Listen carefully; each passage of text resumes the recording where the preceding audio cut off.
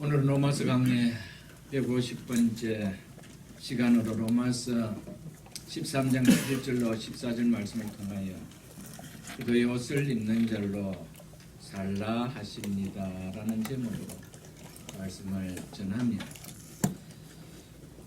9년 1개월, 딱 9년 1개월입니다. 이곳에서 우리 하나님께서 예배 거처를 허락하시고 공동체 생활을 할 수 있는 이곳에서 마지막 예배를 드리며 또한 설교를 합니다. 마지막에 주시는 그 은혜가 벅찬 은혜로 받을 수 있는 시간 될 수 있기를 축복합니다. 우리는 지난 주일에 11절에 대해서 자세히 살펴보았습니다. 오늘은 이어서 12절로 14절을 살펴보며 지난 주일에 받은 은혜에 더욱 배가의 은혜가 누려지는 시간이 되고자 합니다. 12절은 이렇게 시작되고 있습니다. 밤이 깊고 낮이 가까웠으니 그러므로 우리가 어둠의 일을, 복수입니다. 어둠의 일들을 벗고 빛의 갑옷을 입자 라고 말씀하십니다. 밤이 깊고 낮이 가까웠다는 말은 앞절인 11절에 자다가 깰 때가 되었다는 말과 상응하는 말입니다. 낮이 가까웠다는 사실과 상관관계성이 있는 다른 진술이 바로 밤이 깊다라는 말입니다. 분명히 낮과 밤이 대조되어 있습니다.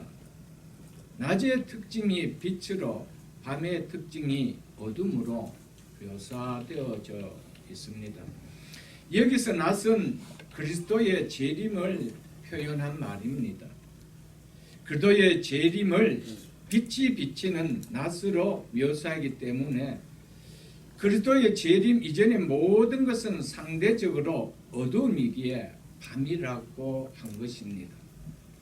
그리스도의 재림 이전의 기간을 밤이라고 부르기에 어둠과 그 기간은 어둠과 연관이 있다라는 것입니다. 그러므로 밤은 그리스도의 재림 이전의 이 세상을, 즉 이 세대를 가리키는 말입니다. 이는 장차 올 세대와 대조를 이루는 것으로 성경은 이 세대를 가리켜서 악한 세대라 이렇게 표현하고 있습니다. 갈라디아서 1장 4절을 한번 보겠습니다. 갈라디아서 1장 4절을 보겠습니다. 갈라디아서 1장 4절입니다. 갈라디아서는 계속 좀 킵하고 계셔야 되겠습니다. 갈라디아서 1장 4절입니다. 302쪽입니다. 신학성 302쪽 갈라디아서 1장 4절입니다. 그리스도께서 하나님 곧 우리 아버지의 뜻을 따라 어디에서요? 이 악한 세대에서 우리를 건지시려고 우리 죄를 대속하기 위하여 자기 몸을 주셨으니라며 이 빛과 반대, 예수 그리스도의 재림으로 완성될 그 나라와 반대를 가리켜서 악한 세대라. 우리를 여기에서 건져셨다라고 성경은 분명히 말하고 있습니다. 성경은 이 세상에 대해서, 이 세대에 대해 죄의 어둠으로 덮인 밤과 같다라고 말합니다. 인간의 타락으로 말미암아 인간의 본성이 죄를 떨칠 수 없는 죄인이기에 이 세상을 밤이라고 어둠이라고 표현한 것입니다. 그래서 요한복음 1장 5절에 보면은 빛이 어둠의 빛이 되라며 어둠이 깨닫지 못하더라라고 했습니다. 사도 요한은 예수 그리스도께서 세상에 오심을 가리켜서 빛이 어둠에 비쳤다 이렇게 표현을 했습니다. 생명의 빛이신 예수 그리스도가 없는 인생은 어둠이기 때문에 궁극적인 목적도 어둠에 거할 수밖에 없는 것입니다. 그래서 마태복음 22장을 한번 펴보겠습니다. 마태복음 22장 13절에 보면은 마태복음 22장 13절에 보면 임금이 사원들에게 말하되 손발을 묶고 바깥 어느 곳에 내어 던지라. 어두운 데에 내어 던지라. 거기서 슬피 울며 이를 갈게 되리라 하니라. 25장도 보겠습니다. 마태복음 25장 30절도 보겠습니다. 이 무익한 종을 어느 곳에요? 바깥 어두운 데로 내쫓으라. 거기서 슬피 울며 이를 갈리라 하니라. 아멘. 어둠에 거한 자는 결국 어둠에 영원히 거할 수밖에 없다라는 것이 성경의 진리입니다. 그런데 우리를 어디서 건졌다라고요? 영원히 어둠에 던져질 수밖에 없는 어둠에 있는 인생을 건져주셨다. 이것이 구원입니다. 그래서 어둠에 속한 자들이 결국에 갈 수밖에 없는 종착지는 어둠이다. 성경은 이것을 우리에게 말해주고 있습니다. 오늘 본문은 밤이 깊고 낮이 가까웠으니 라고 시작하죠. 밤이 깊다라는 말은 밤이 거의 다 지나가고 있다라는 이런 의미입니다. 그리고 낮이 가까웠다는 말은 11절 하반절에 이제 우리 구원이 처음 믿을 때보다 가까웠다라는 종말적인 의미로 그리스도 재림을 내다보며 하는 표현입니다. 그러므로 밤이 깊고 낮이 가까웠다는 의미는 죽음을 맞는 개인적인 종말을 맞는 시간은 물론이고 그리스도의 재림으로 하나님의 구속 역사가 완성될 때가 가까워 왔음을 의미하는 말입니다. 어떤 의미에서 보면 빛이 오고 있지만 그러나 우리는 이미 그 빛 가운데 있는 자라고 성경은 우리에게 말해주고 있습니다.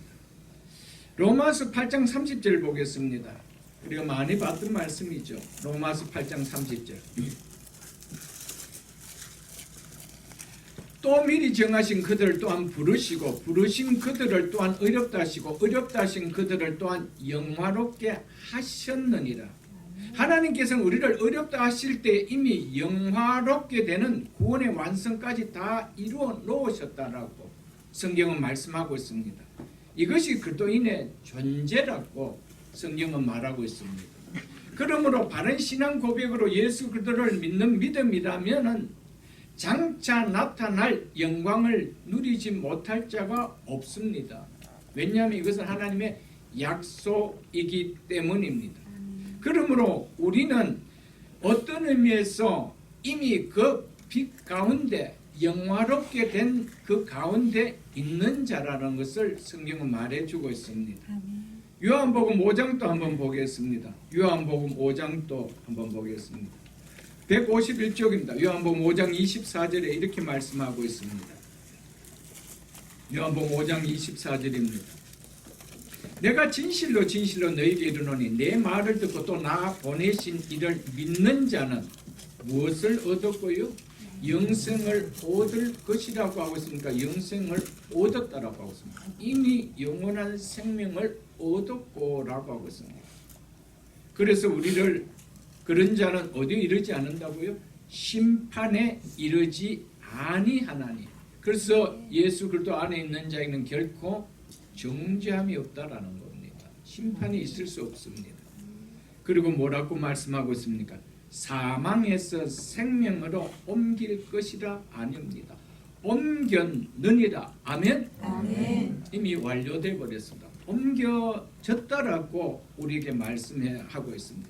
이처럼 하나님께서는 우리를 영원한 생명의 나라로 옮겨 놓으셨다라고 하고 있습니다.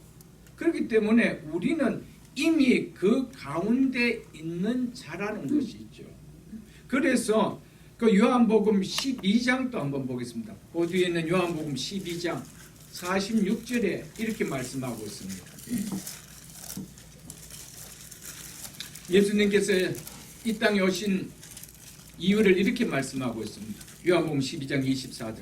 나는 빛으로 세상에 왔나니 물은 나를 믿는 자로 어디에 거하지 않게 하려 함이로다. 어둠에 거하지 않게 하려 함이로다. 아멘. 예수 그리스도를 믿는 자는 결코 어둠에 거할 수가 없습니다. 그래서 어둠에서 사망에서 생명으로 빛으로 옮겨느니라고 말씀하고 있는 것이죠. 골로새서 1장도 한번 보겠습니다. 324쪽입니다. 골로새서 1장 12절 13절 보겠습니다. 골로새서도 여러 차례 볼 말씀이니까 좀 기대해 주시기를 바랍니다. 골로새서 1장 12절로 13절 말씀입니다. 골로새서 1장 12절로 13절 말씀입니다. 우리로 하여금 빛 가운데서 성도의 기업의 부분을 얻기에, 즉 성도에 속하는 기업의 몫은 빛의 나라 안에 있다 이 말입니다. 여기에서 빛 가운데를 NIV에서는 어떻게 번역하고 있습니까? In the kingdom of light라고 하고 있습니다. 빛의 나라라고 말하고 있습니다. 성도에 속하는 기업의 몫은 빛의 나라 안에 있다. 우리는 어느 나라에 속한 자입니까? 빛의 나라에. 성경 말하고. 그래서 우리로 하여금 빛 가운데서 성도의 기업의 부분을 얻기에 합당하게 하신 아버지께 감사하게 하시기를 원하노라.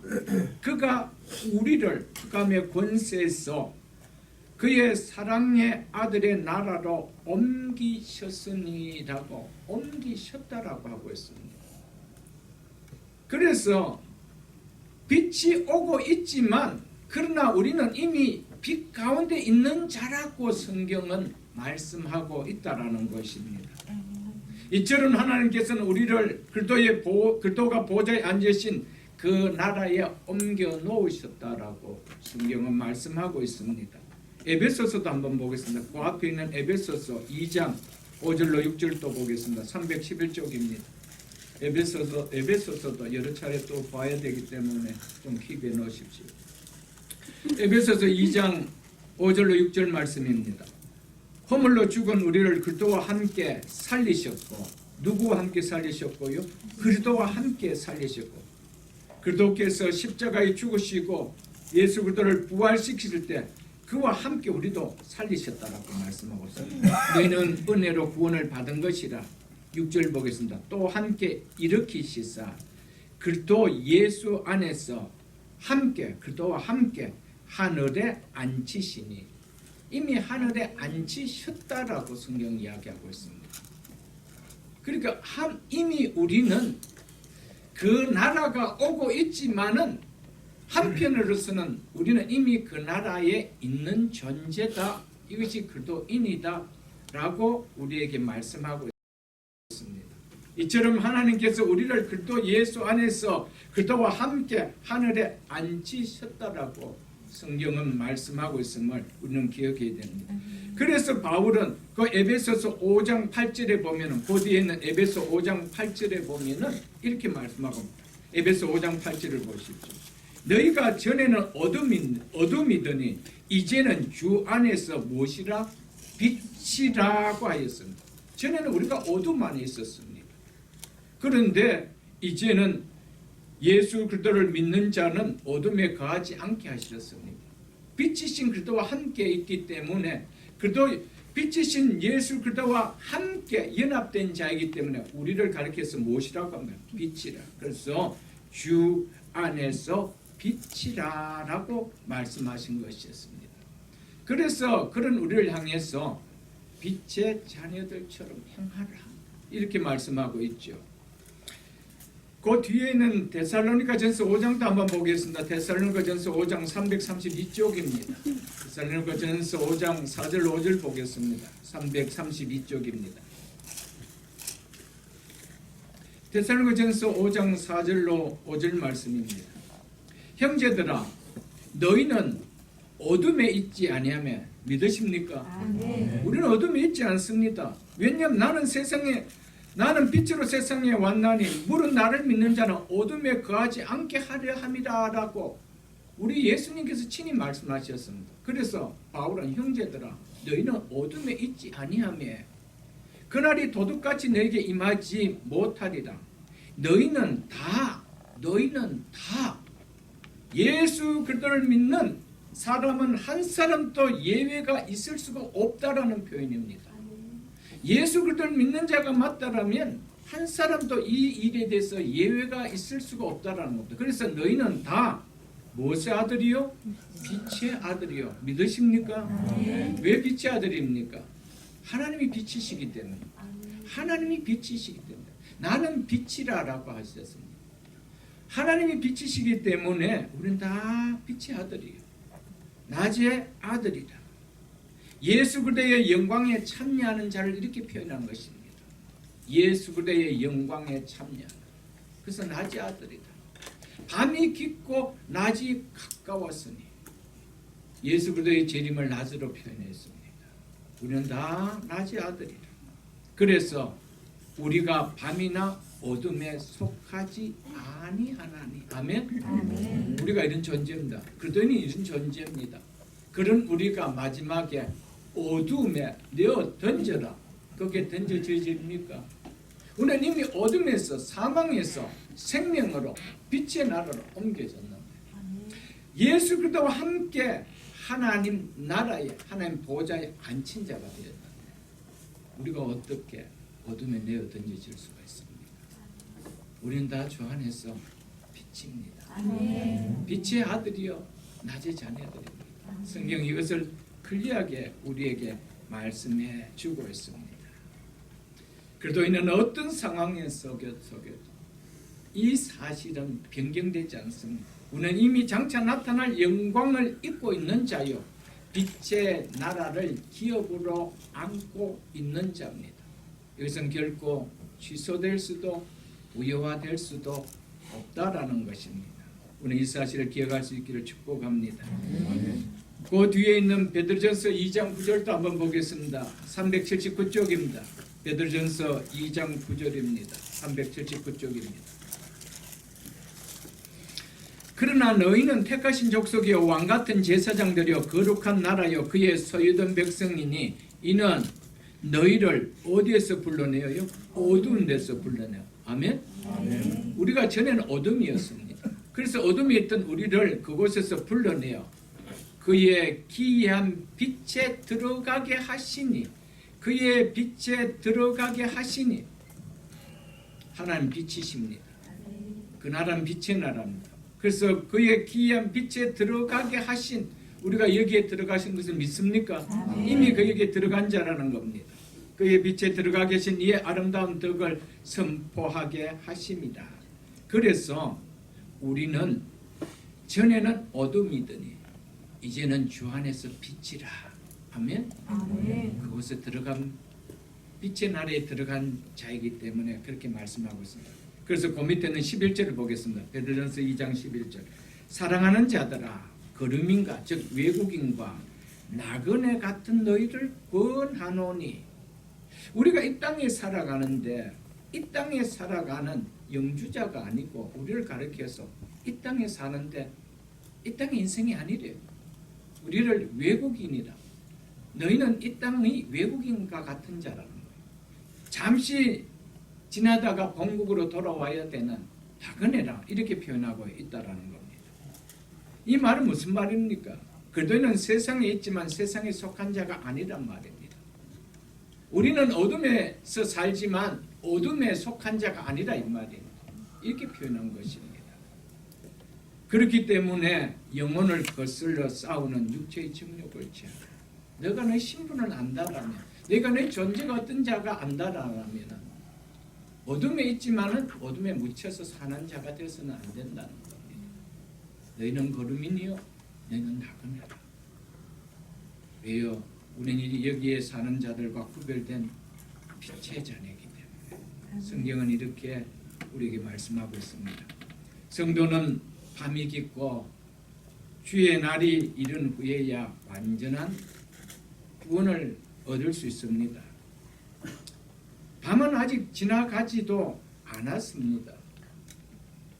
그래서 주의 날이 완전하게 도래한 것도 아직 아닙니다.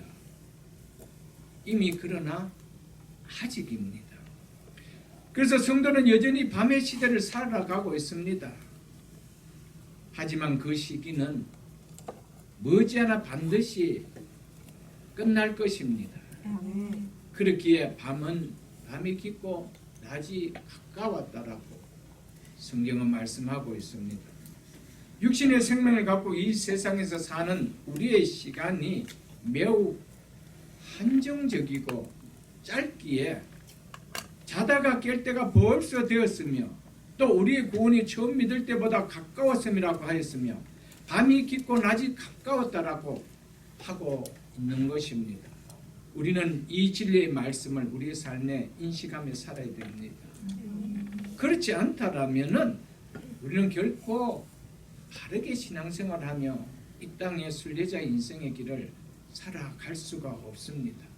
사랑하는 성도 여러분, 우리가 육신의 생명을 갖고 살아가는 그 기간은 매우 한정적입니다. 무한한 시간이 아닙니다. 영구적인 시간이 아닙니다. 그리고 아무리 오래 살았다 하더라도 다 짧은 인생을 살았다라고 합니다. 100살을 살았든 1000살을 살았든 죽음의 앞에 설 때는 다 짧은 시간 살아요. 이제 내가 남은 시간을 셈을 할 때는 이제는 짧은 시간밖에 남지 않는다. 그렇게 생각되어지는 거예요. 사랑하는 성도 여러분, 그렇게 우리는 벌써 자다가 깰 때가 벌써 된 거예요.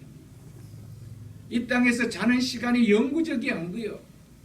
우리 인생은 이제는 깰 때가 되어 우리를 깨우시는 그분 앞에 설 시간이 타고 있는 거예요.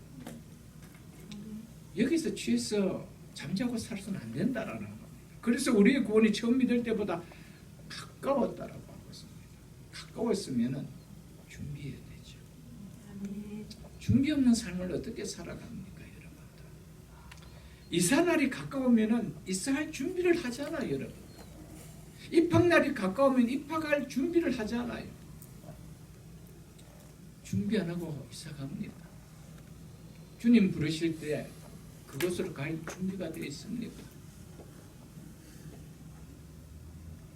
하나하나 이제 우리의 시간들은 하나하나 내려놓는 연습하셔야 돼요. 자꾸 모으는 연습하지 마시고요. 자꾸 뭔가 취하려는 연습하지 마시고 하나하나 좀 내려놓는 연습. 그것이 주님 부르실 때 가볍게 갈 수 있는 거예요. 그것이 그리스도인의 삶이 아닐까요, 여러분? 우리가 이 땅을 살아가는 모든 생활은 항상 영원한 빛을 생각하며 맞이할 그날을 생각하며 살아야 됩니다. 그래야만 인생의 후회가 덜한, 조금이라도 덜한 하나님 앞에 하나님 자녀다운 삶을 살다 그날을 맞이하게 될 것입니다. 여러분. 한 번도 내 인생의 종말에 대해서 생각해보지 않고 살아간다라면은 종말에 대해서 생각해보지 않는데 어떻게 그날을 준비하는 그런 믿음의 시간들을 가지며 살아갈까요? 그냥 교회는 다니겠죠. 그러나 그날을 내가 준비하는 내 삶을 한 번이라도 생각하며 신앙생활을 해보냐? 그건 있을 수 없어요, 여러분들. 사랑하는 성도 여러분, 나이가 많이 들어야만이 종말이 아닙니다. 우리는 언제 어느 때 주님이 우리를 부르실지 그 마지막 시간표는 우리 손에 있는 것이 아니고요. 생명을 주신 그분의 손에 있는 거예요. 여러분과 저가 이 땅에 살아가는 비자를 얼마 기간을 받았는지 여러분과 저가 압니까? 우리는 모릅니다. 주신 하나님만 아는 거예요. 그 비자가 기간이 만료됐다라고 하면 우리는 가야 되는 거예요. 불법 체류할 수 없는 거예요. 불법 체류하고 싶어도 우리 힘으로 할 수가 없는 거예요. 이 땅에. 그냥 가는 거예요. 그렇다면 최소한 준비해놓는 등은 준비해놓는 신앙은 되어야 되지 않겠어요, 여러분? 세상에 취해서 정신없이 살다가 그날이 도적같이 올 때에 여러분 그것을 어떻게 받아들일 수가 있겠습니까, 여러분들? 바울은 지난 주일에 본 11절과 오늘 본문인 12절 전반절에서 그리스도인인 우리에게 시기의 성격을 상기시켜 주고 있었습니다. 그 시기가 자다가 깰 때가 벌써 된 시기이며 우리의 구원이 처음 믿을 때보다 가까운 시기이며 밤이 깊고 낮이 가까운 시기라고 바울은 말했습니다. 그러면서 바울은 너희가 시기를 안다라면 이제 그 시기에 맞춰 행동하는 것이 당연하지 않느냐라고 촉구를 합니다. 그것이 바로 12절 중반절로부터 14절까지가 그 내용입니다. 먼저 12절 중반절을 보겠습니다. 그러므로 우리가 어둠의 일들을 벗고 빛의 갑옷을 입자라고 명령합니다. 밤의 옷을 벗고 낮에 합당한 생활을 할 수 있는 낮의 옷을 입어야 한다라고 말하고 있습니다. 밤에 잘 때 입는 옷과 낮에 생활할 때 입는 옷은 같지 않습니다. 다릅니다. 그래야 아침이 되면 잘 때 옷을 벗고 낮에 생활에 합당한 옷을 입는 것처럼 바울은 밤이 깊고 낮이 가까웠으니 그러므로 우리가 어둠의 일들을 벗고 빛의 갑옷을 입자라고 했습니다. 그리스도인은 낮에 속한 자이므로 이제 어둠에 속했던 과거의 삶을 벗고 낮에 속한 자답게 빛에 속한 자답은 삶을 살라라고 촉구하고 있습니다. 그 삶에 먼저 바울은 어둠의 옷을 벗어라고 하고 있습니다. 그것을 다른 말로 표현해요. 어둠의 일들을 벗고라고 하고 있죠. 이 옷을 계속 입고 있으면 안 된다는 겁니다. 왜요? 낮이 가까웠기 때문에. 우리가 하나님 앞에 서는 시간, 개인적인 종말도 벌써 더 가까워졌습니다. 그리고 역사적인 종말도 우리 주님 오셔서 말세라고 하던 그 말세의 시간에 더 말세를 달려가고 있는 시간을 갖고 있기 때문입니다. 골로새서도 한 번 더 보겠습니다. 골로새 3장입니다. 골로새 3장 327쪽입니다. 골로새 3장 5절로 10절 말씀입니다. 그러므로 땅에 있는 지체를 죽이라. 곧 음란과 부정과 사욕과 악한 정욕과 탐심이니 탐심은 우상 숭배니라. 이것들로 말미암아 하나님의 진노가 임하니라. 너희도 전에는 그 가운데 그 죄악 중에 이 말이죠. 살 때는 그 가운데서 행하였으나 이제는 너희가 이 모든 것을 과거 하나님을 떠나서 살 때 하나님이 싫어하던 모든 행위와 습관들을 말하지요. 즉 오늘 본문의 말을 빌린다라는 어두운 일들입니다. 어둠의 일들을 말하는 거예요. 벗어 버리고 하면 벗어 버리고 곧 분함과 노염과 악의와 비방과 너희 입에 부끄러운 말이라. 너희가 서로 거짓말하지 말라. 옛이라는 것은 뭡니까? 성령으로 거듭나기 전, 즉 타락한 죄성을 가진 옛 본성을 말합니다. 그것과 즉 옛 자신과 그 행위를 벗어 버리고 벗어야 될 것이 있다라고 성경 분명히 이야기합니다. 그리스도인에게서는 이제 그리스도인이 됐다면 이제는 벗어 버려라, 벗어 버리고라고 벗어 버릴 것이 있다라고 성경 이야기하고 있습니다. 그 다음 입어야 될 것이 있다라고 하죠. 10절에 보겠습니다. 새 사람을 예수 그리스도 안에서 소유하게 된 새로운 본성이죠. 새 사람을 입었으니 우리는 입은 존재입니다. 이는 새 사람은 이런 표현입니다. 자기를 창조하신 이의 형상을 따라 지시에까지 즉 하나님의 뜻을 아는 지시에까지 새롭게 하심을 입은 자니라. 여러분 우리가 입은 자이기 때문에 벗어야 된다는 겁니다. 이것을 이야기해 주고 있습니다. 이 말씀의 의미는 한마디로 그리스도인은 옛 본성을 벗어버렸기 때문에 우리가 어떠한 존재가 되었는지를 인식하며 살아라는 거예요. 그것을 또 끼워입지 말라라는 거예요. 우리는 거기에서 벗어버림을 당하고 옛사람이 죽어졌는데 그 성분 그대로 끼고 살지 말라라는 거예요. 새 사람을 입은 자다운 하나님의 뜻을 아는 지식까지 새로움을 입은 자가 아니냐. 그럼 거기에 맞게 살아라고 성경은 말하고 있습니다. 그 앞에 있는 에베소서도 한번 보겠습니다. 에베소서 4장입니다. 계속해서 좀 킵해 주십시오. 에베소서 4장입니다. 22절로 24절 보겠습니다. 너희는 유혹의 욕심을 따라, 다른 번역에 보면 이 유혹을 허망한 욕심을 따라 썩어져가는 구습을 따르는 옛사람을 벗어버리고 옛보성의 특징이 뭐라고 합니까? 허망한 욕심을 쫓아 사는 삶이죠. 허망한, 하나님 앞에 어떤 것도 기억되지 않는, 아무 열매가 맺히지 않는 그 삶을 이제는 살지 말라라고 하고 있는 것입니다. 옛 본성의 특징은 바로 하나님 앞에 하나도 기억되지 않는 이 삶입니다. 그 삶을 가리켜서 허망한 욕심을 따라가는 삶이다. 그래서 그것을 벗어야 된다는 겁니다.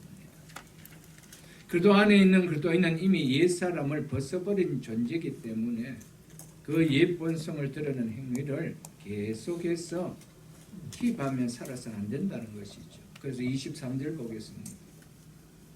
오직 너희의 심령이 새롭게 되어 하나님을 따라 타락한 인간의 모습을 따라가 아닙니다. 이제는 우리를 구원하여 주신 하나님을 따라 있어야 되죠.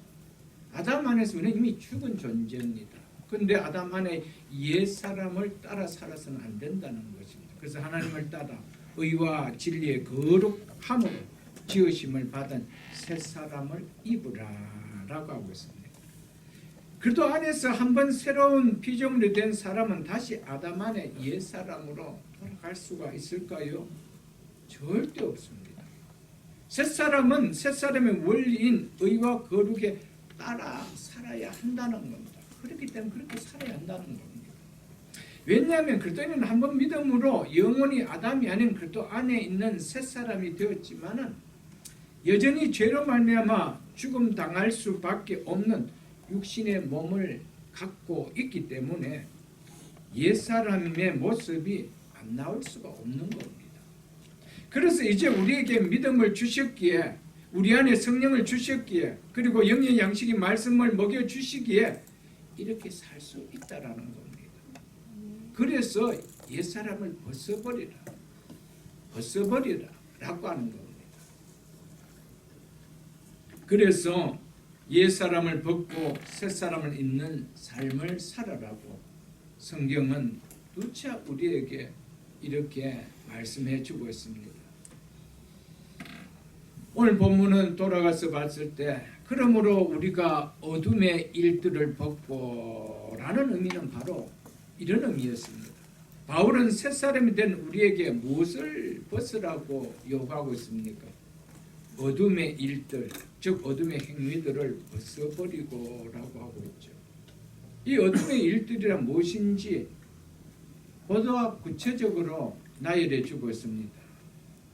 그것은 아까 우리가 에베소서 봤던 말씀이죠. 유혹의 욕심을 따라 허망한 욕심을 따라 썩어져가는 구습을 따르는 행위들이다. 구습, 옛사람, 예수 믿기 전 옛사람을 따라 살던 그 행위들이죠. 그것이 어둠의 일들이다. 어둠의 행위들이라고 하고 있습니다. 그것은 우리가 벗어야 된다라고 성경은 말하고 있습니다. 어둠의 일들은 하나님의 형상대로 지음을 받았을 때 참된 성품의 열매가 결코 아닙니다. 그것은 타락의 죄로 결과로 말미암아 생긴 것이었습니다. 그래서 그 5절을 한번 보겠습니다. 자, 에베소서 5장을 한번 보겠습니다. 그 뒤에는 5장 8절로 11절을 보겠습니다. 아까 봤던 말씀이죠. 너희가 전에는 어둠이더니 이제는 주 안에서 빛이라. 주 안에서 빛이라. 요한복음 8장 12절은 예수님께서 나는 세상의 빛이라고 하셨죠. 그렇기 때문에 예수 그리스도 안에 있는 자는 다 빛인 거예요. 그렇다면 그리스도 밖에 있는 자는 무엇밖에 아닙니까? 어둠인 것이죠. 당연합니다. 어둠과 빛의 존재의 경계선은 무엇에서 결정될까요? 예수 그리스도에 안에서. 그래서 예수 그리스도 안에 있느냐, 예수 그리스도 밖에 있느냐, 그것은 어둠이요, 그것은 빛이 될 수가 있다는 거예요. 그래서 이제는 주 안에서, 너희들은 주 안에 있기 때문에 빛이라는 겁니다. 그렇다면 빛의 자녀들처럼 행하라. 빛 대신 그리스도 안에 있는 자처럼 살라라는 표현이죠. 8절 보겠습니다. 빛의 열매는 모든 착함과 의로움과 진실함에 있느니라. 10절 보겠습니다. 주를 기쁘시게 할 것인지 무엇인지 시험하여 보라. 11절. 너희는 열매 없는 어두운 일에 참여하지 말고, 이야기 분명히 하고 있습니다.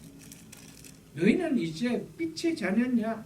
그러면은 열매 없는 어두운 일에 참여하지 말래요. 그런 행위들 하지 말래요. 여러분, 썩어져가는 유혹의 욕심을 따라 살아가는 그 삶은 전혀 열매가 없습니다. 하나도 열매가 없습니다. 나는 정말 7, 80을 정말 뼈가 부러지도록 열심히 살았다더라. 하나님 앞에서 하나도 열매가 없다. 그래서 예수님께서 너희는 썩어질 양식을 위하여 일을 하지 말라. 여러분과 저는 열매 없는 어두운 일에 힘을 다해 살아가고 있습니까? 예수 믿고. 그것이 손에 안 잡히면 불안해서 밤낮 그것을 생각하며 살아가고 계시는 거 아닙니까? 그런데 그 일에 참여하지 말라고 하고 있습니다. 바울은 어둠에 열매 없는 일을 벗어버리라고 하고 있습니다. 빛의 일에는 열매가 있지만 어두운 일에는 없다라고 이야기했습니다. 그래서 열매 없는 어두운 일에 참여하지 말라는 거예요. 열심히 일하고 열심히 했는데 결과가 nothing이라면 얼마나 허무해요. 우리의 삶의 평가는 내가 하는 것이 아니에요. 세상이 해주는 것도 아니에요. 국가가 해주는 것도 아니에요. 나를 이 땅에 보내신, 나를 이 땅에 지으신 하나님만이 하시는 거예요. 그래서 너희는 열매 없는 어떤 일에 참여하지 말라. 그래서 그 일을 말해요. 이제 벗어버리라. 우리는 좀 이런 믿음을 가지고 살아갈 수 있기를 축복합니다. 그 뒤에는 베드로 후서도 한번 보겠습니다. 베드로 후서 3장을 보겠습니다. 387쪽입니다. 387쪽. 387쪽입니다. 베드로후서 3장 10절로 13절입니다. 그러나 주의 날이 도적같이 오리니 그날에는 하늘이 큰 소리로 떠나가고 물질이 뜨거운 불에 풀어지고 땅과 그 중에 있는 모든 일이 드러나리로다.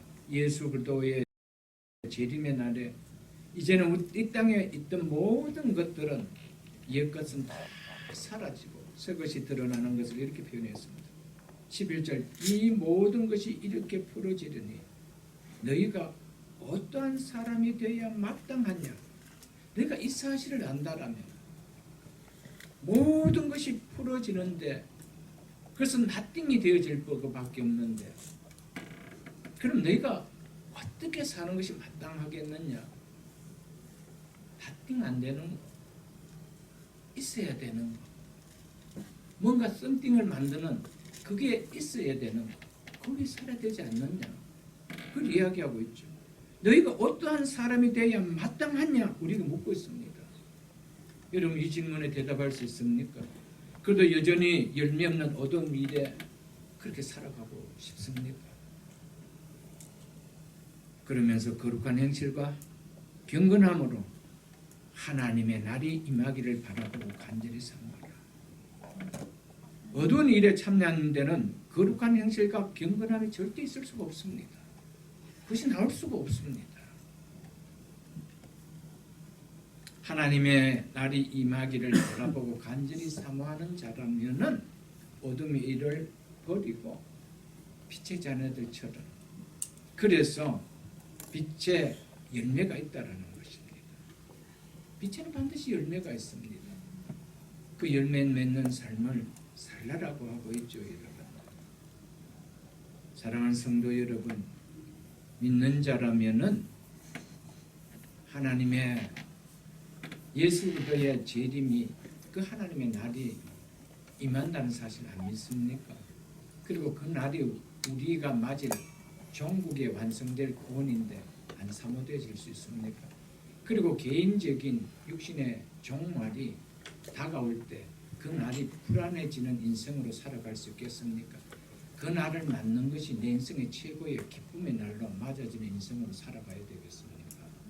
답은 다 알고 있습니다. 그런데 유혹의 욕심을 따라서 하는 열매없는 어둠의 일을 버리기가 너무 힘든 거예요. 그 유혹을 못 이기는 거예요. 그래서 유혹에 썩어져가는 일이라고 했습니다. 그 유혹인 거예요. 그걸 못 이기는 거예요. 오늘 또 미끼를 가지고 던지면 덥석덥석 먹는 거예요. 열매는 없는데. 사랑하는 성도 여러분, 우리는 가까이 있는 개인의 종말을 바라봐야 됩니다. 그날이 언제 오는데 온다 할다라면 그날을 맞는 것이 여러분과 저에게는 어떻게 와닿습니까? 정말 내 인생의 꿈은 이루어졌다 이야기할 수 있습니까? 여러분 지금까지 꿈꾼 꿈이 뭡니까? 예수 그리스도를 믿으면서 꿈꾼 꿈이 뭡니까? 바울처럼 예수 그리스도와 함께 있는 것, 그거 아닙니까? 그래서 예수 그리스도 믿는 거 아니에요, 여러분?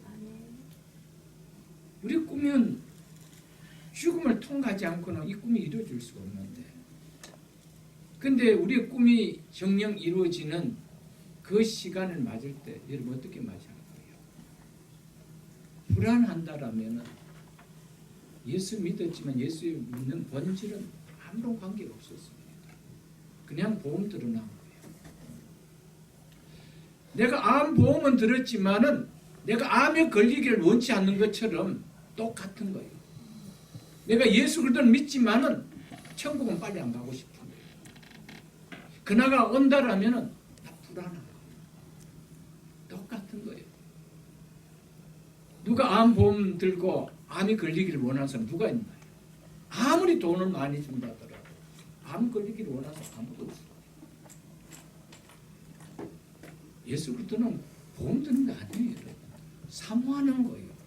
소망을 갖는 거예요. 아멘? 아멘. 그래서 그날에 하늘이 불에 타서 풀어지고 물질이 뜨거운 불에 녹아지려니와 13절 그러나라는 접속사가 그러나 우리는 그의 약속대로 의가 있는 곳이 새하늘과 새 땅을 바라보는 도. 아멘? 그 나라를 바라보기에 우리의 개인적 종말도 그 나라가 이루어지는 역사적 종말도 우리에게는 정말 기쁨의 사건입니다. 절대적인 기쁨의 사건입니다. 물론 가족들과 떠나는 아픔은 있기에 인간의 육신의 몸을 가졌기에 슬픔도 있습니다. 그러나 죽음이라는 것이 가져다 주는 나에게 그 엄청난 선물을 생각할 때는 결코 슬픔으로 종결되는 인생이 아니라는 겁니다. 아멘. 그렇기에 인생은 그렇게 예수 그리스도인들은 임종 앞에서도 찬송을 부르는 거 아니에요. 노래를 부르는 거 아니에요. 그것도 기쁨의 노래를 부르는 거 아니에요. 어디에 감히 이런 일이 있을 수가 있느냐는 거예요. 예수 그리스도는 기쁨으로 믿는 거예요. 소망 가운데 믿는 거예요. 소망은 온통 이 땅이고 보험 들어난 거지 예수 믿고. 그니 덜커덩 그러면 어쩔 줄 알지 몰라가. 그건 아니잖아요, 여러분. 물론 놀람도 있죠. 지금까지 이 땅에서 살아왔기 때문에. 그러나 그것이 우리 인생을 절망으로 가져온다라면 그거는 지금까지 예수 믿은 거는 아무런 상관이 없는 거 아닙니까, 여러분? 그렇게 절망을 하고 예수 믿은 거 아니잖아요, 여러분. 예수님 우리에게 궁극적인 구원을 가져다 주기에 예수님 우리 자신에게 기쁨이 되는 거 아니에요, 여러분? 큰 기쁨의 주님 아니에요, 여러분들? 그리스도인들도 육신을 입고 살아가고 있는 동안 여전히 밤과 같은 시간이기 때문에 어둠에 있는 것은 너무 당연합니다. 그리스도인들 할지라도 밤의 시대를 살아가고 있기 때문에 어둠의 영향을 받지 않을 수가 없습니다. 그래서 우리는 반드시 이 어둠이 거치고 빛이 비치는 날이 오므로 자신을 돌아보는 삶이 되어야 됩니다. 그렇기 때문에 그 빛이 임하는 그 시간 나를 우리가 사모하지 아니하고는 절대로 이 어둠의 시대를 살아가고 있는 이 시대 속에 우리가 이겨내며 살아갈 수 없다라는 거예요. 왜? 우리는 그 어둠의 영향을 받는 죽을 육신을 갖고 살아가기 때문에. 그래서 소망으로 바라보는 것이 없으면은 우리는 그것을 함몰되어. 그래서 너희가 어떤 존재냐 알지 않느냐. 그래서 열매를 맺는 빛의 자녀들처럼 살라라고 우리에게 권면 또 권면하고 있다라는 사실을 기억하시고, 여러분 개인의 정말 역사에 주님 오시는 그 재림의 종말, 이거 바라보지 않는 신앙은요 사실 그렇게 힘있는 신앙 아닙니다. 여러분, 우리의 모든 것을 송두리째 빼앗아 가버리는 그런 절망을 가져다 주는 것은 죽음이거든요. 죽음. 근데 그 죽음 앞에 사망한 네 이기는 것이 어디 있느냐라고 호통칠 수 있느냐는 거예요. 사망 앞에서 절망해버린다라면 그건 예수 믿은 것이 무슨 그렇게 은혜가 된 거예요. 사망한 네 이기는 것이 어디 있느냐, 사망한 네 쏘는 것이 어디 있느냐라고 담대하게 사망 앞에서 사망을 호통칠 수 있는 것, 그것이 그돈이 아니에요. 그것이 우리 믿음이 아닌가요? 그래서 나는 빛임으로 나를 믿는 자는 어둠에 있지 않겠다고 하는데, 죽음이라는 그 어둠에 이제 더 이상 갇힐 수 없는 자인데 그 죽음이라는 문제 앞에 덜거든. 내가 죽으면 어떻게 되지? 죽은 다음에 나는 어떻게 될까? 여러분, 그렇게 생각하면서 예수를 믿는다는 것은 정말 예수님이 나에게 무슨 도움이 되나요? 예수 믿는다는 믿음이 나에게 무슨 도움이 되나요? 차라리 세상에서 그 시간에 열심히 살았으면 뭐 죽을 때까지 세상 재미나 보고 뭐 사는 것이지만, 예수를 믿는데 예수님 때문에 무슨 힘을 누리며 살아가나요? 그 가장 궁극적인 힘은 죽음을 이기는 힘 아닐까요, 여러분? 저는 그렇게 믿습니다. 마지막 사망을 이기는 그 힘, 그 예수를 믿는 거 아니에요, 여러분? 사망의 권세를 이기시 그분을 내가 믿기에, 내가 그분과 함께 사망에서 일으킴을 받았기에 그게 나에게 힘이 되는 거 아니에요, 여러분? 이런 믿음 갖고 살아갈 수 있기를 주님의 이름을 축복합니다.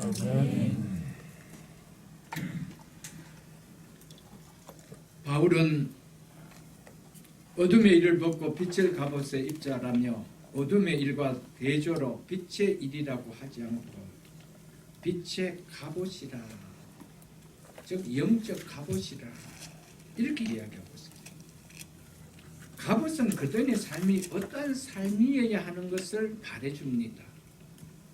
갑옷을 입는다라는 것은 너희 인생은 전투적인 삶이다, 전쟁하는 삶이다, 이걸 이야기합니다. 갑옷을 왜 씁니까? 갑옷을 입는다는 것은 전쟁하기 위해서 입는 거예요. 갑옷을 입으라는 것은 너희들은 전투하는 삶이다. 어디에서? 어둠 세상에서.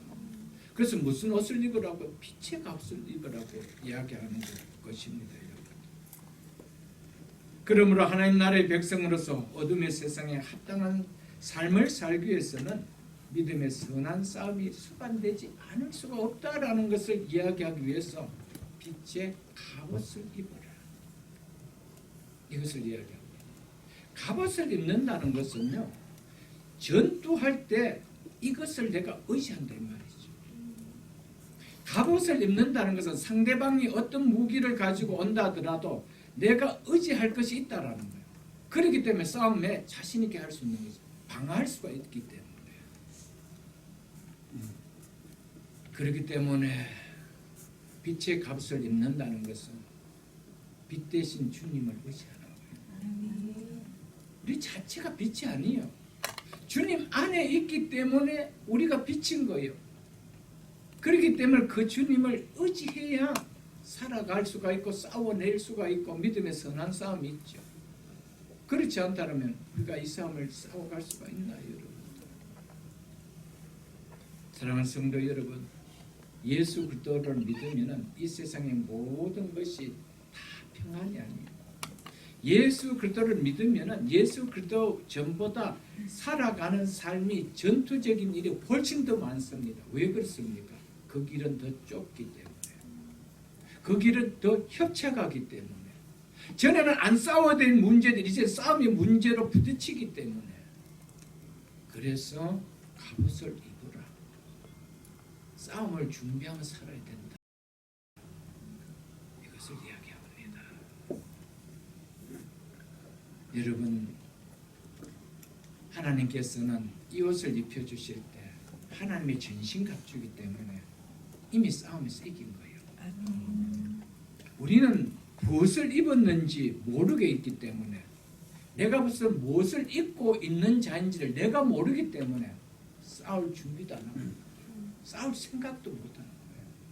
내가 싸워야 될 존재인지 또 느끼지 못하고 있는 거예요. 여러분, 구원을 바라본다면 구원에 방해하는 모든 것은 싸워 나갈 수 있습니다. 싸워 나갈 때 이미 이길 수 있도록 그리스도 안에서 하나님의 사랑에서 끊을 자가 없다라고 하나님 선포해 주셨습니다. 끊을 자가 없도록 하나님은 하나님의 전신갑주를 우리에게 입혀주신 거예요. 그래서 우리는 이미 예수 그리스도의 옷으로 입은 자라고 성경은 이야기하고 있습니다. 그렇기 때문에 우리는 이미 이겨놓은 싸움입니다. 우리가 안 싸우려고 할 뿐이죠. 사랑하는 성도 여러분, 하나님의 말씀을 알아가지 않고는 빛의 갑옷이, 여러분들 그 빛의 갑옷이 우리가 입으라고 하는 것이 입혀질 수는 없어요. 여러분들 한번 생각해 보십시오. 우리가 하나님의 말씀을 알아가지 않는데 어떻게 무장 해제하고 싸울 수가 있나요? 아무리 장사라도 영화가 아닌 이상은 여러분 무장 해제하고 무기를 든 사람을 이길 수가 없습니다. 우리 영화를 보고 자꾸 쏘가서 그렇지 이겨낼 수가 없습니다, 여러분들. 그런데 우리에게 무장할 수 있는 것은 뭡니까? 하나님 말씀이에요. 그 하나님 말씀을 전혀 누리지를 못하는데 가능할까요? 믿음의 가치를 깨닫지 못하는데 여러분 빛의 갑옷을 입고 싸울 생각이 들까요, 여러분? 없습니다. 믿음의 가치를 알아야 그 믿음을 잃게 만드는 상황이 올 때 갑옷을 입고 싸울 수가 있죠. 그런데 믿음이라는 가치를 깨닫지 못하면 싸움을 걸어오면 빼앗아 가면 빼앗아 가지 뭐 믿음이 뭐 별거냐? 없으면 어때? 또 언젠가 또 믿으면 되지. 이렇게 생각하는 거예요. 여러분, 저는 그렇습니까? 자식 10명인데 1명 좀 빼앗기면 어때? 그렇습니까? 뭐 2명 정도 잃으면 어떻습니까? 그렇습니까? 아닙니다. 아무리 여러분 돈을 많이 갖고 있다가 도둑이 와서 돈을 뺏어가면 그렇게 뺏길 사람 없습니다. 믿음은 한 가지밖에 없어요. 예수 그리스도를 믿는 그 믿음밖에 없어요. 그거 빼앗기면 끝이죠. 다음에 또 갖겠다, 여러분. 다음에 또 가질 수 있고 또 가져 또 빼앗길 수 있는 거, 그건 뭘 그렇게 갖고 싶어요? 이래도 될 만한 것을 왜 또 갖고 싶어요? 하나도 안 귀한데 그걸 왜 또 갖고 싶어요, 여러분들? 강도를 만나면은요, 진품을 가진 사람은 안 뺏기려고 합니다. 진짜 목걸이라면, 다이아 목걸이라면 꽉 질 겁니다. 아무리 연약한 사람이라도.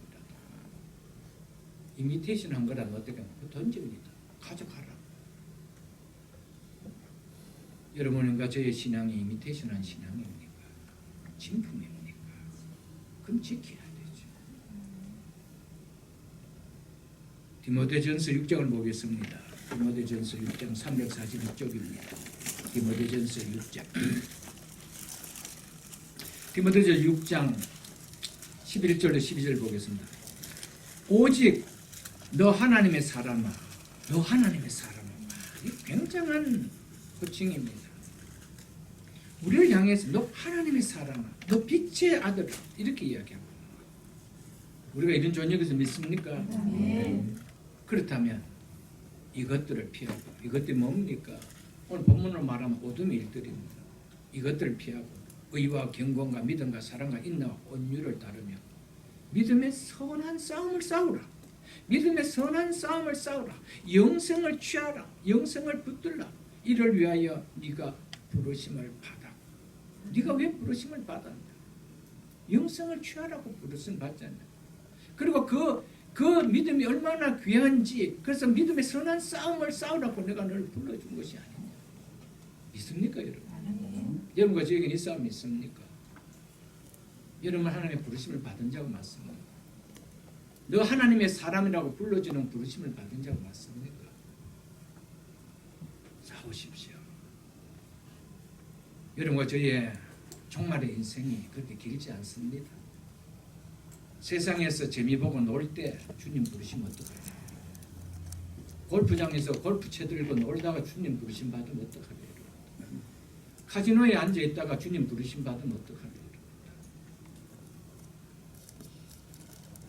나이트클럽에서 마지막 내 인생을 맞으면 어떡하지? 우리는 어느 장소에서 우리의 마지막을 인생을 맞을지 여러분과 제가 아나요? 아무도 몰라요.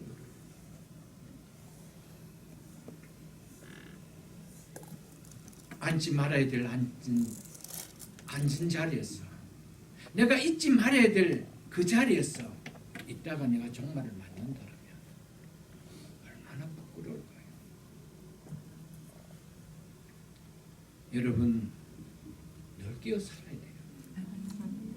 늘 끼어 살아야 돼요. 아직 젊으니까 심장이 잘 뛰고 있으니까 병원에서 검진해 보니까 혈압도 정상이고 당뇨도 정상이고 콜레스테롤도 정상이고 모든 것 정상이니까 아직 나는 팔팔하게 살 거라 그런 생각하지 마십시오. 하나님의 우리를 부르시면은 한 가지 방법만 있는 것이 아닙니다. 교통사고도 있고요. 자연재해도 있고요. 여러분 우리가 생각지 못했던 사고도 있고요. 하나님의 부르심의 방법은 다양합니다.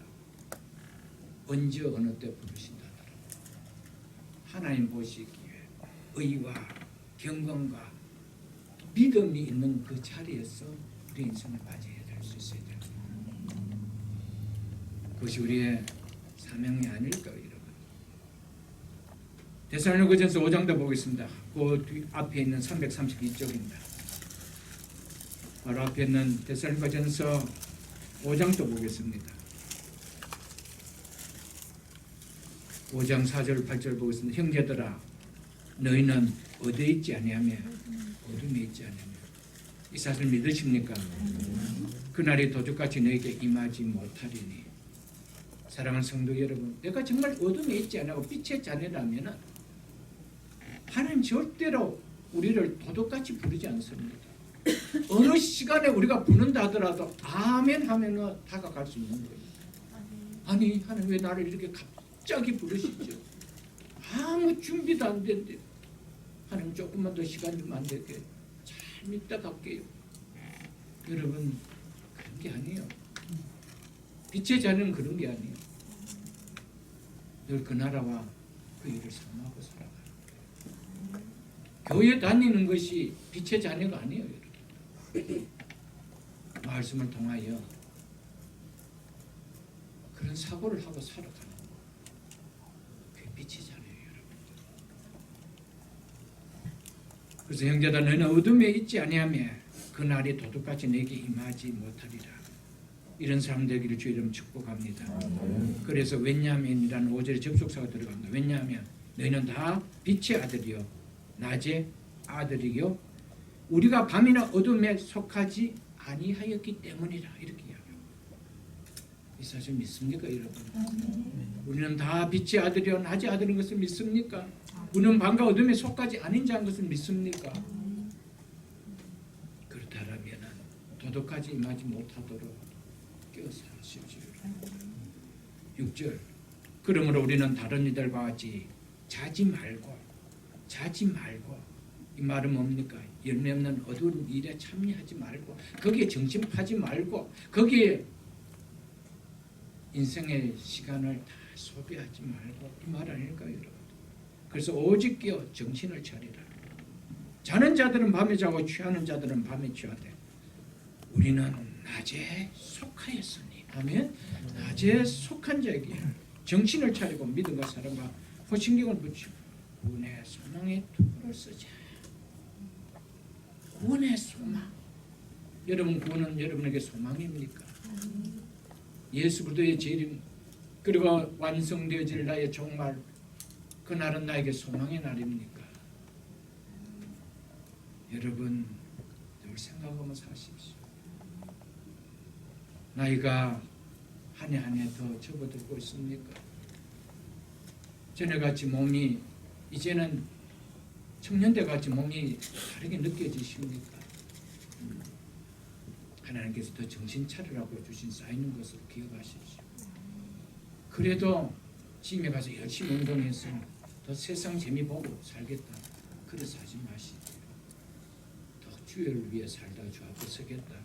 그래서 하십시오, 여러분. 이어서 13절과 14절은 어둠의 일을 벗고 빛의 갑옷을 입는 것이 무엇인지 구체적으로 말해주고 있습니다. 13절에 이렇게 말해주고 있습니다. 낮에와 같이 단정히 행하고 방탕하거나 술 취하지 말며 음란하거나 호색하지 말며 다투거나 시기하지 말고라고 하죠.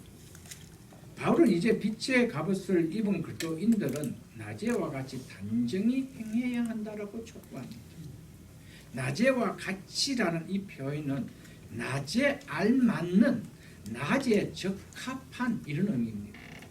그리고 이 표현은 지금 밤이라는 사실을 간접적으로 나타내주고 있는 표현입니다.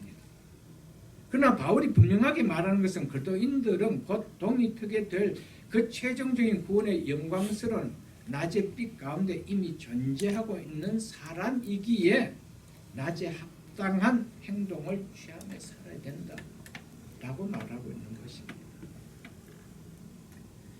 낮에와 같이 단정히 행하고 낮에 속한 자의 생활 방식이 뭐라고 이야기하고 있습니까? 단정히 행하는 것이다. 이것이 낮에 속한 자에게 어울리는 생활이다. 합당한 생활이다. 이렇게 말하고 있습니다. 단정히 행하고는 품이 있는 행위를 말하고 있습니다. 다른 번역에 보면은 품이 있게 이렇게 이야기하고 있습니다. 그리스도인들은 외모만 단정하게 하는 것이 아닙니다. 생활이 인격이 수반된 품이 있는 행위가 되어야 한다는 것을 말합니다. 옷을 입었다라는 것은 그 사람의 신분을 나타냅니다. 우리는 빛의 갑옷을 입은 자예요. 그리고 이제 다음 절에 보면은 오직 주 예수 그리스도의 옷을 입은 자입니다. 그렇다라면 옷을 입었다라는 것은 옷은 그 사람의 신분을 나타냅니다. 그 사람의 신분에 맞게 단정하게 행하라는 거예요. 우리의 옷은 단정하게 행할 수밖에 없는 옷입니다. 품위 있게 행할 수밖에 없는 옷입니다. 왜? 어둠의 옷이 아니기 때문에. 낮에는 모든 사람이 다 볼 수가 있는 거예요. 어둠은 나만 볼 수 있는 거예요. 나만 아는 거예요. 그래서 속일 수도 있는 거예요. 그래서 나쁜 일들은 다 밤에 행하는 거예요. 왜? 남들이 안 봐야 되니까. 왜? 단정한 행동이 아닙니까? 품위 있는 행동이 아닙니까? 그래서 낮에와 같이 단정히 행하라는 것은 누가 봐도 괜찮다. 그들의 삶은 그런 삶이 되어야 된다. 라는 것을 우리에게 말해주고 있습니다. 마치 신부가 결혼 예식을 기다리면서 화장을 하고 몸을 단정히 하는 것처럼 그리스도인들은 예수 그리스도의 신부로서 단정한 삶을 살아야 된다. 품이 있는 삶을 살아야 된다. 하나님과 사람 앞에서 누가 보아도 부릴 것이 없이 그렇게 살아야 된다. 이것을 이야기해 주고 있습니다. 바울은 우리에게는 아직 가까웠으니 우리가 그날에 그럴 것처럼 단정히 행하라고 촉구하고 있습니다. 사랑하는 성도 여러분, 우리가 아까 데살로니가 전서도 봤지 않습니까? 형제도 너희는 어둠에 있지 아니하고 우리는 낮에 속하였으니 라고 말하고 있습니다. 우리는 어둠에 속한 자가 아닙니다. 세상 안에 살아가고 있지만 우리는 세상에 속한 자가 아닙니다. 어둠의 일을 하는 어둠에 속한 자가 아니라고 말하고 있습니다. 영적인 면에서 우리는 이미 이 세상을 벗어난 하나님의 나라에 속한 하나님의 시민권자들입니다. 그래서 하늘의 시민권이 있는 자처럼 단정히 행하라. 빛의 나라에 존재하고 있는 자처럼 그렇게 생활하라. 성경 우리에게 이야기하고 있습니다. 사랑하는 성도 여러분, 우리가 가진 시민권이 무엇인지 기억하십시오. 그래서 베드로 사도는 우리 보고 뭐라고 이야기했습니까? 우리를 보고 거류민과 나그네라고 이야기했습니다. 너희는 이 땅의 시민권자가 아니라는 겁니다. 이 사실을 기억하라고 하십시오. 그렇기 때문에 우리는 이 세상의 시민권자가 아니기 때문에 이 세상의 사람들과는 구별된 삶을 살아야 된다. 그것을 가르쳐서 우리를 성도라고 불러요. 성도라는 것은 구별된 자라 이 말입니다. 우리는 구별된 자라 곧 이야기하고 있으면 기억해야 합니다. 이러면 우리가 이것을 그리스도인의 정체성을 잃어버린다라면 우리의 삶이라는 것은 육신해지는 거예요. 그래서 별 어둠의 일을 정말 썩어질 수밖에 없는 유혹의 욕심을 따라 행할 수밖에 없는 그 일에 평생 그 유혹을 이기지 못하고 따라가는 삶을 살다가 마지막 임종 앞에서 절대로 기쁨이 없습니다. 불안합니다. 오늘 나 하나님 불러가시다. 정말 내가 하나님 앞에 설 수 있어요? 말씀을 수없이 받았는데 난 자신이 없어요. 여러분, 정말 예수를 믿는다는 것이 맞더라고요. 마지막 임종을 생각하며 그 주님 앞에 설 것을 생각하며 살아가야 됩니다. 그게 그리스도인의 삶이 아닐까요, 여러분? 그래서 방탕하거나 술 취하지 말며 음란하거나 호색하지 말며, 호색한다는 말은 색을 탐하는 행위를 이야기합니다. 다투거나 시기하지 말고, 이러한 행위들은 바울 당시 대표적으로 단정히 행하는 것과 상반되는 것입니다. 지금도 동일합니다. 이것들은 특히 밤을 대변해주는 죄악들의 목록들입니다. 방탕하거나 먼저 술 취하지 말라라고 한 짝을 지어서 이야기합니다. 술은 세상 문화, 어두운 문화, 육체의 문화를 대변해주는 대명사 아닙니까? 그래서 모든 자리에 술이 빠질 수가 없습니다. 젊은이가 되었든 늙은이가 되었든 여러분들 뭐 배운 사람이 되었든 배우지 못한 사람이 되었든 모든 사람들의 자리에는 다 술이 있습니다. 갈수록 파티들이 난잡해지는 파티들이 많이 일어나죠. 그래서 파티가 일어나면 꼭 미국에서는 총기 사건들이 일어나지 않습니까? 왜 그럴까요? 우리를 이성을 잃어버리게 하는, 감정을 유발시켜버리는 술이 있기 때문에 아닐까요? 사랑하는 사람도 여러분, 우리는 어떤 일이 있어도 이 자리에는 피해야 됩니다. 이 자리를 이기게 해달라고 기도하셔야 돼요.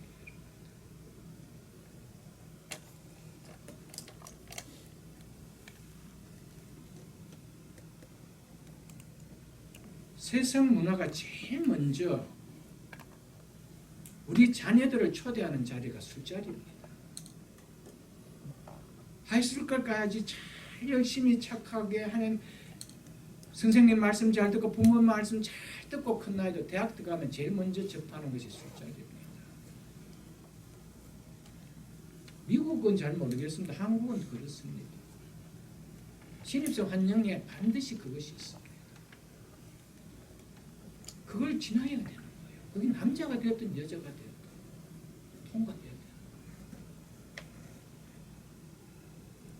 여러분 철저하게 가르쳐야 돼요.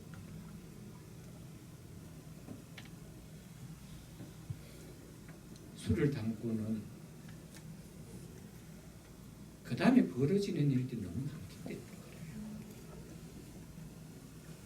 이걸 이길 수가 없습니다. 여러분. 그래서 그 다음 보십시오. 음란하거나 호색하지 말며, 한마디로 잘못된 성적 행위들을 가리키죠. 술 취한 사람들은 성적인 죄를 짓는 유혹을 넘어가기가 결코 쉽지 않습니다.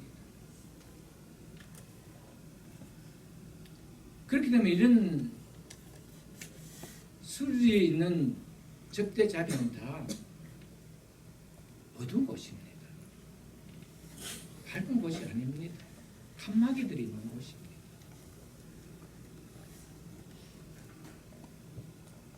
어두운 문화를 말해주는 것은 성으로서 죄를 짓는 것, 이게 대표적인 것이 아닐까요, 여러분? 그래서 무슨 내용들이 나옵니까? 성접대. 이 입에 담기도 정말 부끄러운 성접대라는 말이 너무나 공공연하게 떠들고 있잖아요. 이것이 없으면 사회가 안 돌아간다 이 말이에요.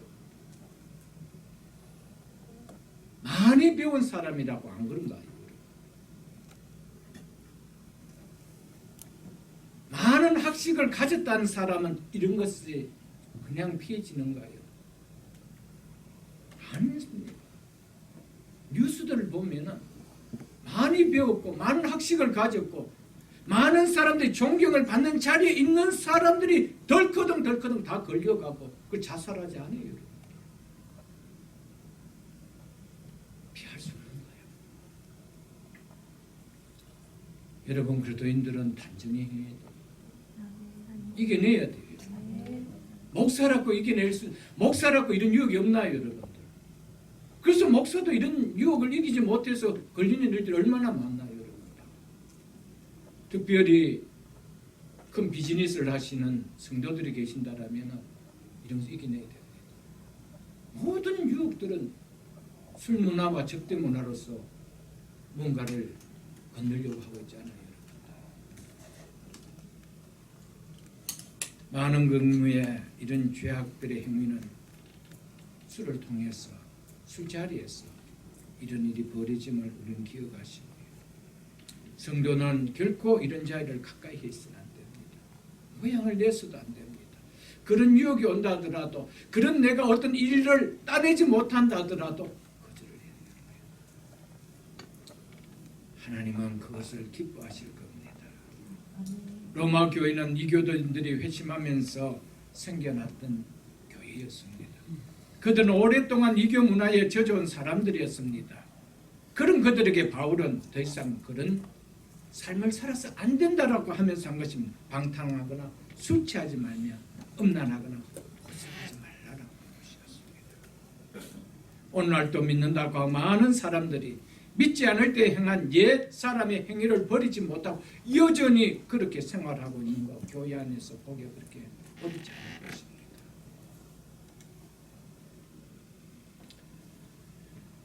그래서 바울은 이들을 향해서 너희는 유혹의 욕심을 따라 썩어져가는 구습을 따르는 예수 믿기 전에 그 생활을 따르던 옛 사람을 벗고 의와 진리와 거룩함으로 지으심을 받은 새 사람을 입으라고 하였습니다. 기억할 수 있기를 주의 이름으로 축복합니다. 아멘. 그러면서 다투거나 시기하지 말라라고 하고 있죠. 다투거나 시기하지 말라. 이것은 우리가 가볍게 느낄 수 있는 것이 아닙니다. 한번 찾아볼게요. 갈라디아서 5장을 보겠습니다. 갈라디아서 5장 308쪽입니다. 갈라디아서가 기변하죠. 5장 19절로 21절 보겠습니다. 육체의 일은 분명하니 곧 음행과 더러운 것과 헛색과 우상 숭배와 주술과 원수 맺는 것과 분쟁과 이 다툼이죠.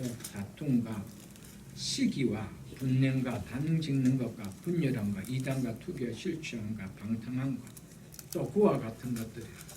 전에 너희에게 경계할 것 같이 경계하노니 이런 일을 하는 자들은 하나님 나라를 유업으로 받지 못할 것이요라고. 하나님의 나라를 유업으로 받지 못하는 목록 중에 무엇이 들어가 있나요? 분쟁과 시기가 있습니다. 가볍게 여길 제목이 아니에요.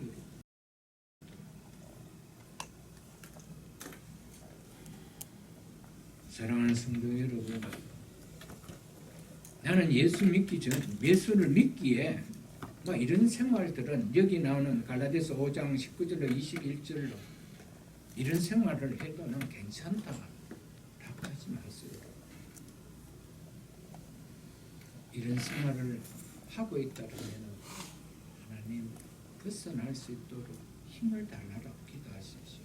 그것이 예수 믿는 자 아닐까요, 여러분?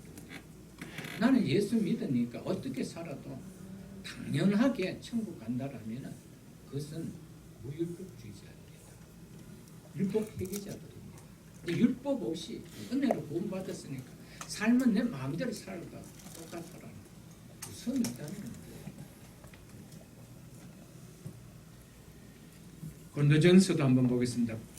그 앞에 있는 265쪽 고린도전서 3장 3절에 이렇게 말씀하고 있습니다.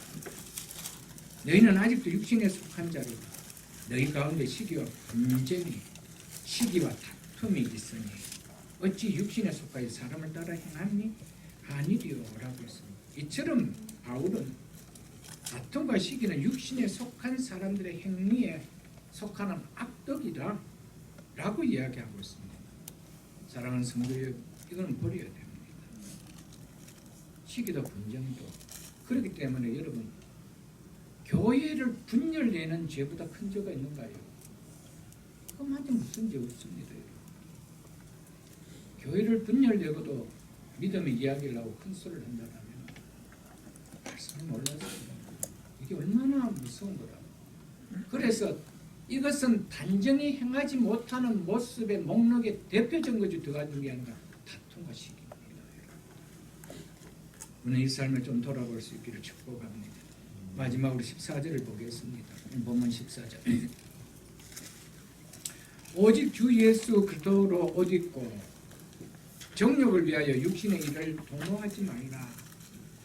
14절은 13절 하반절에서 부정적인 차원에서 말한 것과 달리 이제 긍정적인 차원에서 말하고 있는 것이 14절입니다. 바울은 너희가 시기를 안다면 이제 그 시기에 맞게 행동하라는 마지막 촉구로 오직 주 예수 그리스도로 옷 입고 정욕을 위하여 육신의 일을 도모하지 말라라고 촉구합니다. 이는 이 단락의 모든 촉구들을 한마디로 요약해 주는 말씀이라 할 수 있습니다. 오직 주 예수 그리스도로 옷 입고, 여기서 그리스도인인 우리가 입어야 할 것은 12절에서 말한 한 벌의 갑옷이 아니라 주 예수 그리스도 자체라고 이야기하고 있습니다. 갑옷은, 빛의 갑옷은 예수님 그 자체다. 그걸 우리에게 얘기해 주고 있습니다. 그렇기 때문에 오직 주 예수 그리스도로 옷 입으라는 말은 주 예수 그리스도와 연합된 사람처럼 살라라는 거예요. 그리스도인이 어떤 자라는 겁니까? 그리스도인은 예수 그리스도와 연합된 자라는 겁니다. 그리스도와 연합하여 함께 세례를 받고 함께 죽음과 함께 부활을 당하고, 그 세례 사건 아닙니까, 여러분? 그래서 예수 그리스도와 연합된 자. 그렇다면 연합된 자처럼 살아라. 예수 그리스도가 어떤 자냐? 빛이라는 겁니다. 빛의 열매를 맺는 삶을 살아라 라고 이야기하고 있습니다. 사랑하는 성도 여러분, 우리는 예수 그리스도를 믿음으로 성령으로 말미암아 그리스도와 연합되었습니다. 그래서 우리는 그리스도와 함께 죽고 그리스도와 함께 장사되고 그와 함께 이미 부활했습니다. 법적으로 아담과 동일시되는 우리의 옛사람은 벌써 끝났습니다. 대신 우리는 그리스도와 연합하여 새사람에 예속되어졌습니다. 새사람은 아담이 아닌 이제 그리스도로 옷 입은 사람입니다.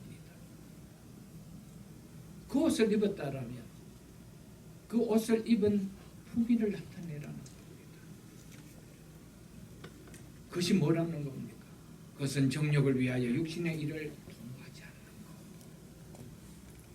영적인 일을 생각하면서 주의 나라와 주의 의를 생각하면서 사는 삶이죠. 신약성경 갈라디아서를 한번 보겠습니다. 3장입니다. 갈라디아서 3장 306쪽입니다. 갈라디아서 3장 26절로 27절을 보겠습니다. 너희가 다 무엇으로 말미암아? 믿음으로 말미암아. 믿음으로 말미암아. 누구 안에서요? 그도 예수 안에서 무엇이 되었나니? 하나님의 아들이 되었다. 여러분, 예수 그리스도를 믿지 않고 예수 그리스도 안에 임할 수가 없고 예수 그리스도 안에 임하지 아니하고 예수 그리스도와 연합하지 아니하고 하나님 아들이 되어질 수가 없습니다. 27절에 이렇게 합니다. 왜냐함이란 접속사가 들어갑니다. 왜냐하면 누구든지 그리스도와 합하기 위하여 예수 그리스도 안에 있기 위하여 예수 그리스도와 합하기 위하여 그 예수 그리스도를 믿는다는 믿음은 그분 안에서 하나님의 아들이 되는 사건인 것을 이야기해 주고 있습니다. 그래서 누구든지 그리스도와 합하기 위하여 세례를 받는 자는 그리스도로 옷 입었느니라. 아멘. 아멘. 세례는 믿음을 통해서 이미 이루어진 그리스도의 연합을 나타내는 외적 의식입니다. 물세례는 그렇다는 것이죠. 우리가 교회에서 공적으로 세례를 베푸는 사건은 이미 예수 그리스도를 믿는 믿음을 통하여 그분 안에서 하나님의 아들이 된 그분과 연합이 된 사건을 이미 이제는 우리가 공적으로 교회가 공포하는 것. 그게 물세례입니다, 여러분. 그런데 그리스도와 연합을 이루는 사건, 예수 그리스도를 믿을 때 예수 그리스도와 연합을 이루는 예수 그리스도와 연합을 이루고 그분 안에 들어가는 이 사건은 예수 그리스도를 믿을 때 누구로 말미암아 일어나는 겁니까? 성령으로 말미암아 일어나는 겁니다. 그래서 이것을 가르쳐서 성령 세례라고 하는 겁니다. 그렇기 때문에 우리는 예수 그리스도로 옷을 입혀진 것입니다. 성령으로 말미암아 성령의 세례로 말미암아 옷을 입은 자입니다. 우리 스스로가 예수 그리스도의 옷을 입을 수가 없습니다. 우리는 그 옷을 입을 수 있는 우리의 행위가 있을 수가 없습니다. 성령으로 말미암아 예수 그리스도를 믿을 때 성령으로 말미암아 우리는 세례를 받습니다. 그 세례를 받는 것은 뭡니까? 예수 그리스도와 연합하기요. 그래서 예수 그리스도를 믿을 때 성령이 우리를 예수 그리스도와 연합시켜 주는 거예요. 그래서 예수 그리스도를 통하여 일어난 모든 사건의 유익들이 내 것이 되어버려요. 아멘. 믿습니까? 아멘. 이게 구원인 거예요. 아멘. 그래서 예수 그리스도께서 우리를 위하여 죄 사해 주신 그 사건이 나의 사건이 돼서 내 죄가 다 도말되는 거예요. 아멘. 예수 그리스도께서 부활하신 사건이 그분의 부활의 사건이 아니고 나와 함께한 부활의 사건이 되는 거예요. 아멘. 무엇을 통하여? 성령으로. 아멘. 이처럼 우리가 예수 그리스도를 믿을 때 성령의 능력으로 아담 안에서 옛사람은 다 끝나고 벗어버려졌고 예수 그리스도와 연합된 그리스도의 옷을 입은 새사람이 되었습니다. 그럼에도 오늘 본문에 보면은 바울은 우리에게 오직 주 예수 그리스도로 옷 입어라 이렇게 이야기하고 있죠. 이미 옷을 입은 자인데 바울은 갈라디아서서는 성령으로 말미암아 너희가 옷을 입은 자라고 이야기했는데 이제는 로마서에 와서는 옷을 입어라 이렇게 이야기하고 그럼 바울이 우리에게 헷갈리게 이렇게 썼을까요? 아니라는 거죠. 갈라디아서의 의도와 여기서 의도가 다르기 때문에 이렇게 표현했다는 것입니다.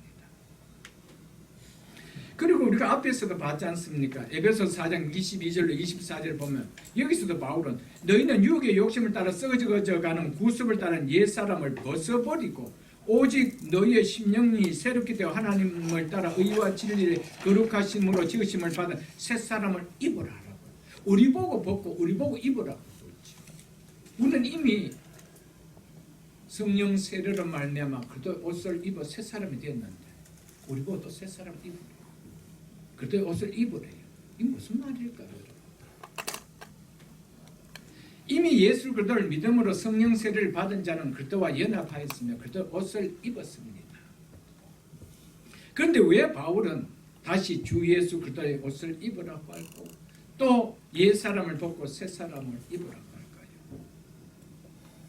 사랑하는 성도 여러분, 너희가 이런 존재이기 때문에 이런 존재의 삶을 살아라는 표현을 다시금 옷 입으라고 이야기한 겁니다. 벗고 입으라는 거예요. 너는 벌써 입은 자인데 그런 삶을 살지 않고 옛 구습을 자꾸 살아가니까 새 사람을 입은 자처럼 살아라고 그 표현이 이번에는 이렇게 표현을 한 것입니다. 바울은 이미 신학적으로 우리는 성령으로 말미암아 세례를 받음으로 옷을 입었다라고 선포한 자입니다. 그런 자들에게 우리의 삶의 원리가 뭐냐? 옷을 입어야 된다. 옷을 입은 자처럼 살아야 된다라고 하기 위해서 그랬습니다. 우리의 새 사람은 그리스도와 연합된 관계는 예수 그리스도를 믿을 때 이미 이루어졌습니다. 그럼에도 그것이 부단히 전유되고 재정립되어야 한다는 사실이 바로 바울이 에베소서 4장 24절 오늘 또 본문에서 그렇게 표현했던 것이었습니다. 예수 그리스도를 믿음으로 한번 새로운 피조물이 된 사람은 다시 아담 안의 옛사람으로 돌아갈 수 있을까요? 결코 없습니다. 이것은 있을 수가 없습니다. 그럼에도 우리는 죄로 말미암아 죽음을 당할 수밖에 없는 육신을 갖고 살고 있기 때문에 죄의 영향을 받는 육신으로 인하여 옛 모습이 안 나올 수가 없습니다. 나옵니다. 우리의 삶이 늘 나옵니다. 그렇기 때문에 우리를 왜 불러주셨대요? 믿음의 선한 싸움을 하라라. 믿음의 선한 싸움을 하라라. 그래서 새로운 내 영이 내 자신이 누구인지 부단히 깨달으며 살아야 하기에 주 예수 그리스도로 옷 입으라고 바울은 권면했던 것이었습니다. 비록 그리스도인들이 이미 그리스도의 옷을 입고 옛 사람을 벗어버린 존재라 할지라도 그리스도인은 또 일상의 생활 속에서 구체적인 상황 속에서 그리스도의 옷을 입어야 한다라는 것을 말해주고 있습니다.